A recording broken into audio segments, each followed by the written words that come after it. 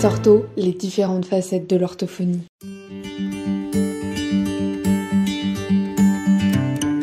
Bonjour à tous, je m'appelle Marie de Fleury, je suis orthophoniste et je pratique des thérapies de groupe depuis que je suis diplômée, c'est-à-dire depuis l'été 2018. Les thérapies de groupe, qu'est-ce que c'est ? Ce sont des thérapies collectives qui consistent à réunir plusieurs patients ayant des problématiques plus ou moins similaires. C'est une approche qui vient souvent en complément d'une thérapie individuelle et qui permet de proposer des situations de communication qui sont plus dynamiques et plus écologiques que l'intervention orthophonique classique et qui se rapprochent des formes de communication que les patients rencontrent dans leur vie quotidienne.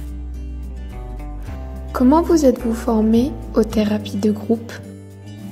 J'ai pas fait de formation particulière après des études, je me suis formée pendant mes stages et auprès de collègues plus expérimentés quand j'étais sur mon premier lieu de travail.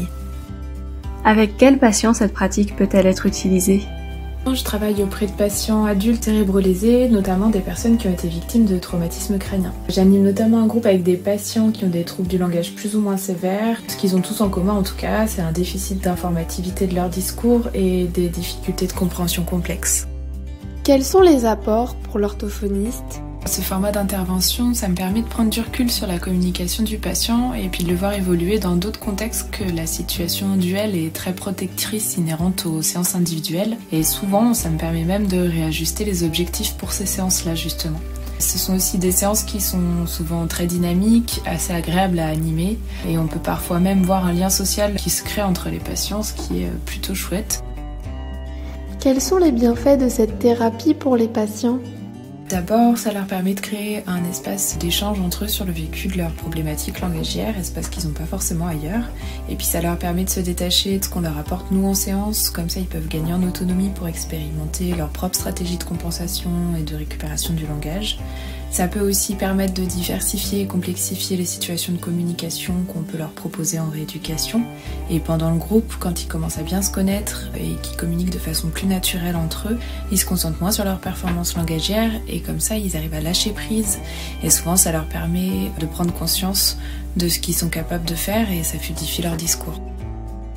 Pouvez-vous nous donner un exemple de cas ? Je vois un jeune par exemple qui est très aphasique à la suite d'un accident de voiture qui a eu lieu l'été dernier. Je le vois en séance individuelle et en séance de groupe et ce que je remarque c'est qu'en situation duel, quand il ne comprend pas quelque chose, il le perçoit, il peut me demander ou de répéter ou de reformuler ou il répète lui-même ce que je viens de dire pour s'assurer qu'il avait bien compris et ça c'est un comportement qui disparaît presque totalement en séance de groupe là où les stimulations langagières qu'il reçoit sont beaucoup plus complexes. Les interlocuteurs sont plus nombreux, parlent souvent en même temps et plus vite que moi. Donc le groupe, ça nous permet de généraliser les stratégies de compensation qu'il apporte lui-même spontanément, mais dans un contexte qui est plus écologique et plus proche de sa vie quotidienne. Un grand merci à Marie de Fleury pour son intervention.